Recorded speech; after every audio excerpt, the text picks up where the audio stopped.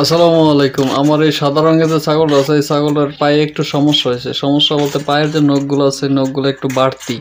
আর এরকম অনেক ছাগলেরই বাড়তি বাড়তি নখ থাকে। আর এই নখটা বাড়তি থাকার কারণে হচ্ছে ও ঠিক মতো হাঁটতে পারে না পাথরের মধ্যে। ও বালুর মধ্যে আটকে যায়। আর ঠিক মতো যদি ও হাঁটতে না পারে, সবগুলা ছাগলের সাথে যদি ও যাইতে না পারে, তাহলে ঠিক মতো খাবারও খাইতে পারবো না, আর পিছনে পড়ে থাকবো। এরকম দেখেন শরীরটা কেমন ওর শুকায় গেছে। তো যার জন্য আমি হচ্ছে যে ওর পায়ের যে নখগুলো আছে, এই নখগুলা কেটে দেবো। এগুলা কেটে দিলে হয় কি, মানে সুন্দরভাবে তাহলে ওই হাঁটতে পারবে। আর এটা কাটলে তেমন কোনো সমস্যা নাই, কারণ এটা আমাদের হাত পায়ের নখের মতোই।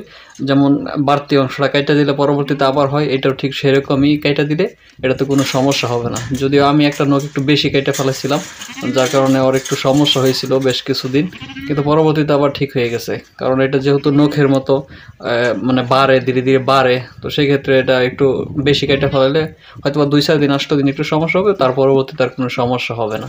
তবে এরকম কেটে দেওয়াটাই ভালো, তাহলে সবগুলো ছাগলের সাথে তাল মিলিয়ে চলতে পারে।